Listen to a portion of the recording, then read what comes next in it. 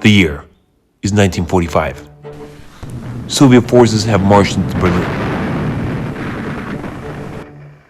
Stalin, with the help of his trusty general, John Pork, have launched the Berlin Offensive Operation, slamming almost 2 million Soviet soldiers into the heart of the German capital. With the help of the Allied forces, the war was won. It was meant to be a time of peace. However, only months later, the Emoji Movie took the world by storm, changing culture, politics, and economics, changing the world we live in once and for all.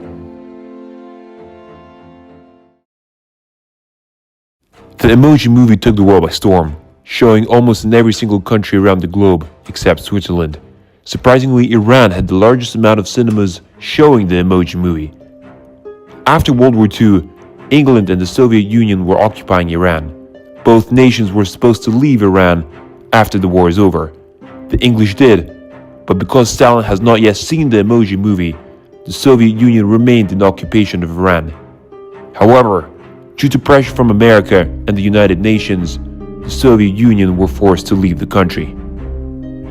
Truman and Churchill agreed that Stalin likely would be spreading rumors, false accusations, and possibly spoilers about the Emoji Movie. Due to this, the Truman Doctrine announced that the Soviet Union could not be trusted. This, many viewed, was the declaration of the Cold War. While the Truman Doctrine told the public that the Soviet Union has to be contained to prevent the spread of communism, experts understand that all this was a power move by the West to ensure they maintain control over the Emoji Movie. Europe was still living among the rubble brought on by the Second World War. America noticed this and under the Marshall Plan sent $12 to Western Europe to fund the construction of more and new cinemas to allow for more screenings of the Emoji Movie. Eastern Europe looked upon the West with envy.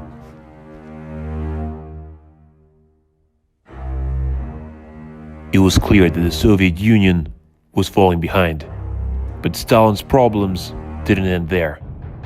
In the coming year, Mr. Beast invaded China. It was long suspected that Mr. Beast wanted to film a Emoji Movie style challenge to rival his bestseller Squid Game competition.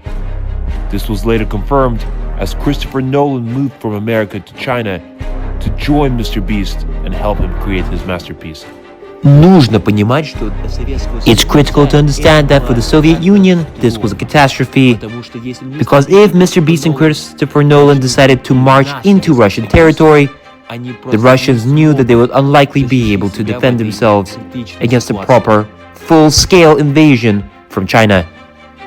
John Pork, now the head of the KGB, understood that Mr. Beast's power lies within uranium, as it is a vital component to create the Mr. Beast Gaster Blaster.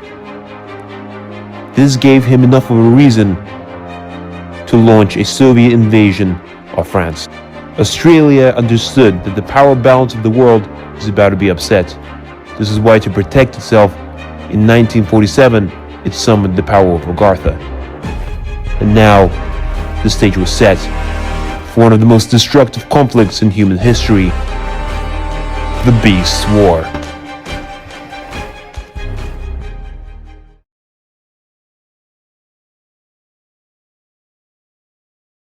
In 1948, Agartha went on the offensive. Agartha transferred in Japan and increased its well-being status in the surrounding area. Today we'll be playing around the Herbighausen. This game is all about strategy, strategics, and all of that. You have to be really proficient in the type of game you play and the type of game you choose. For getting started, let me show these noobs how to play Herbighausen. Yes. Now gear give no advantage.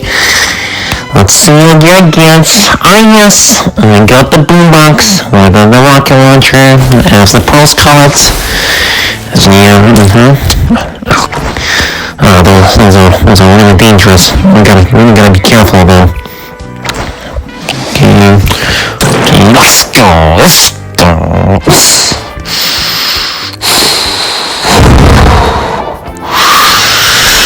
This really raises your cortisol, doesn't it?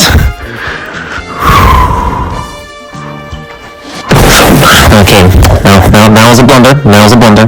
Big enough man to tell me that was a blunder.